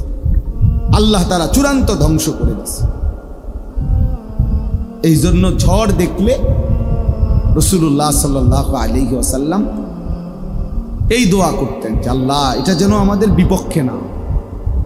কোরআন শরীফে আছে, ওই ছেলেরা এই হাতের মোবাইল এগুলো বন্ধ করো, অসভ্যতা ছাড়ো, অসভ্যতা ছাড়ো, কিছুটা তো মানুষ হও, কিছুটা হলেও তো ভাবো মিয়া। সারাক্ষণ যদি তোমার মনে যা চায় তাই করো, আহা বাবা, শুনবা কখন, বুঝবা কখন? নিজের মতো করেই যদি জিন্দিগি চালাও, তার বসলা কেন? আল্লাহর কথা শুনবাই বা কেন? তোমার যেহেতু সিদ্ধান্তই যে তোমার পছন্দই তোমার পছন্দ, তোমার চুল তোমার মতো হবে, তোমার যেটা ভাল লাগে, তোমার জামা, তোমার প্যান্ট, তোমার কথাবার্তা, চাল চলন, উঠা বসা, সারাদিনের আড্ডা, সব যদি তোমার মতোই হয়, নিজের মতোই হয়, তার বলেই কি লাভ, শুনেই কি লাভ? সিদ্ধান্তই যদি হয় যে আমি বদলাবো না, আমি আল্লাহর কথা শুনবো না, কোরআনের কথা শুনবো না, এই পাঞ্জাবিওয়ালা ফালতু কোথাকার,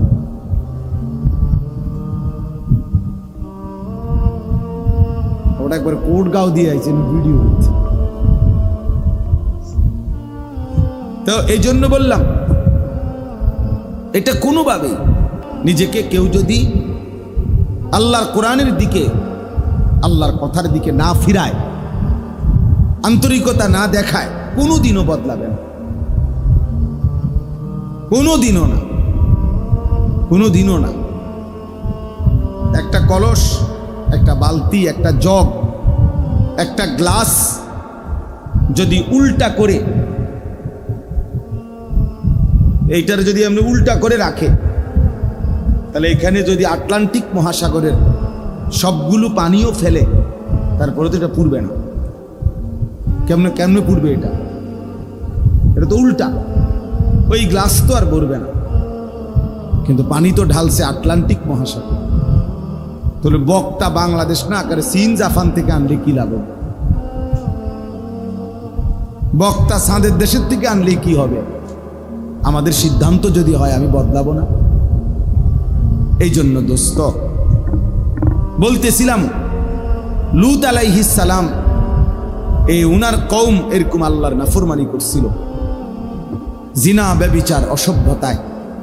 তো আল্লাহ তাআলা তাদেরকেও এরকম একদিন ফজরের ওয়াক্তে আযাব দিয়েছিলেন। কি আযাব? আযাবটা দিছেন দুইভাবে। একজন ফেরেশতা এসে ওই পুরা এলাকার মাটি সহ 7 তবক জমিনের নিচ থেকে সবাইকে ওনার হাতের তালুতে উঠায় ফেলছে, আসমানের কাছে নিয়ে উপুর করে আবার জমিনে আছাড় মারছেন। আর এর উপরে আল্লাহ তাআলা পাথরের, ওয়া আমতারনা আলাইহিম হিজারাতাম মিন সিজ্জিল, আল্লাহ বলেন আমি পাথরের বৃষ্টি বর্ষণ করেছি, ফলে তারা একেবারে নিশ্চিহ্ন হয়ে গভীর গর্ত হয়ে ওই জাতি নিশ্চিহ্ন হয়ে গেছে।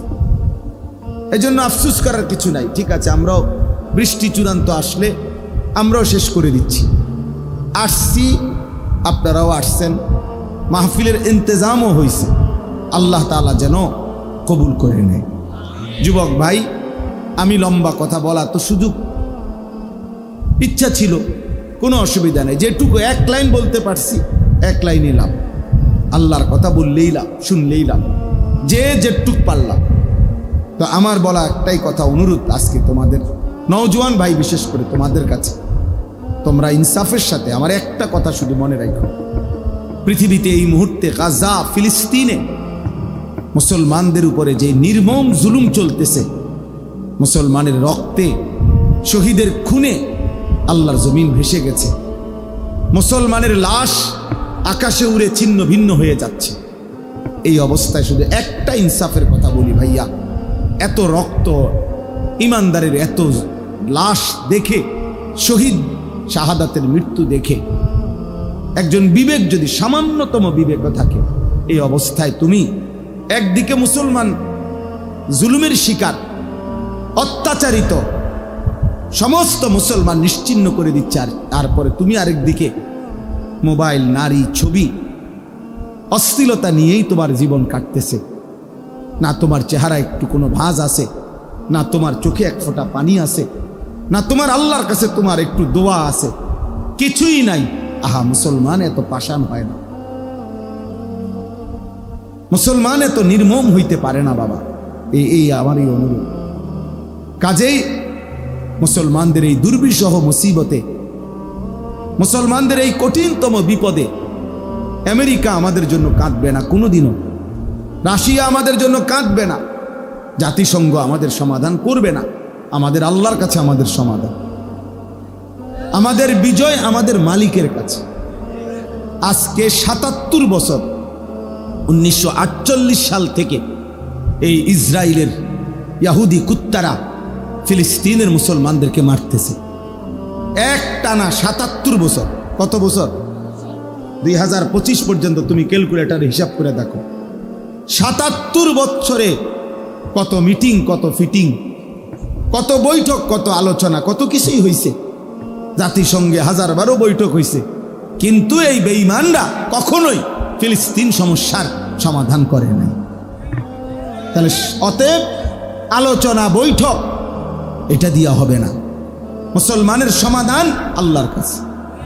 কাজে আমাদের সেজদা, আমাদের দোয়া, আমাদের কান্নাকাটি, আমাদের রক্ত, আমাদের শাহাদাত, আমাদের জিহাদ, আল্লাহর জন্য জীবন বিলিয়ে দেওয়া, এর মধ্যেই আমাদের বিজয়, এর মধ্যেই আমাদের বিজয়, এর মধ্যেই আমাদের সফলতা, এর মধ্যেই আমাদের কামিয়াবি। আল্লাহর নবী সাল্লাল্লাহু আলাইহি ওয়াসাল্লাম বলছেন, আল জিহাদু মাদিন ইলা ইয়াউমিল কিয়ামা, কিয়ামত পর্যন্ত জিহাদ এই পৃথিবীতে টিকে থাকবে। অতএব মুসলমান যুদ্ধ করবে। এই জন্য আমি অনুরোধ করছি বাবা, তোমরা ছেলেরা, তোমরা যদি মুসলমান মায়ের দুধ খাইয়া থাকো, তোমাদের রক্তে যদি ইসলামের এক ফোঁটা থাকে, তোমরা আল্লাহর নাফরমানি ছেড়ে দাও, আল্লাহরে নারাজ করো না, বরং প্রত্যেকের সামর্থ্য অনুপাতে একবার হলেও আল্লাহর কাছে হাত তোলো, দোয়া করো, কান্নাকাটি করো এবং নিজেরা নামাজে অভ্যস্ত হও। আল্লাহ তাআলা ওয়াদা দিছে, বন্ধু 3টা আমল যদি পূর্ণ করেন, এই শেষ কথাটা হলো এই, 5 ওয়াক্ত নামাজ ফজর সহ, 2 রাত্রিবেলার তাহাজ্জুদ নামাজ, 3 বেশি বেশি দোয়া। আল্লাহ বলছে, বন্ধু এই 3টি আমল যদি কেউ পূর্ণ করে দেয় কোন মুমিন, অকুল জা আল হক ওয়া যাহাকাল বাতিল, আমি আল্লাহ ওয়াদা দিলাম এই 3 আমল শতভাগ আদায় করবেন, হকের বিজয় আসবে, বাতিলের পরাজয় হবে। বিশ্বাস করো দোস্ত, এটা কোরআনের আয়াত, সূরা বনী ইসরাঈলের আয়াত। অতএব মুসলমানদের বিজয় আমাদের সেজদার মধ্যে, আমাদের বিজয় আমাদের রাত্রি গভীরের চোখের পানির মধ্যে, আমাদের বিজয় আমাদের আল্লাহর কাছে দোয়া করার মধ্যে। এই জন্য আমি অনুরোধ করছি, সবাই আমরা প্রত্যেকে, প্রতিটা যুবক, প্রতিটা কিশোর, আমার বাপ তুমি নষ্ট হইও না। এই অবস্থায়ও তোমার পাশের বাড়িতে মুসলমান যদি জুলুমের শিকার হয়, তুমি এরপরেও যদি নারী ছবি নিয়ে ব্যস্ত থাকো, মোবাইল নিয়েই ব্যস্ত থাকো, প্রিয় বন্ধু, এটা ইনসাফ হয় না, এটা বিবেকের কাজ হইতে পারে না। এই পৃথিবীর এক প্রান্তে মুসলমান এভাবে রক্তে গড়াগড়ি খাইতেছে, গাজা শহরটাকে সমান বানায় ফেলছে, একটা বাড়ি নাই, একটা ঘর নাই, মুসলমানের অস্তিত্ব নাই, আর তুমি তবুও নাচবা, গাইবা, ফুর্তি করবা, নারী দেখবা, ছবি দেখবা। আয় হায়, মুসলমান এত নির্মম কেমনে হয়? এই জন্য আমরা প্রত্যেকে ইনশাআল্লাহ আল্লাহর কাছে দোয়া করব। আমাদের প্রত্যেককে আমি অনুরোধ করি, আল্লাহ তাআলা প্রত্যেককে নামাজি হিসাবে, চরিত্রবান হিসাবে কবুল করে নেন। আজকের এই মাহফিল আল্লাহ তাআলা যেন সর্বোচ্চ বিনিময় দান করেন। সুবহানাল্লাহি ওয়া বিহামদিহি। চলেন মসজিদে, আমি আবার ওয়াজ করতে রাজি আছি। চলো ভাই, চলো, এটা বলো না কেন? ঠিক আছে, যান সবাই মসজিদে যান।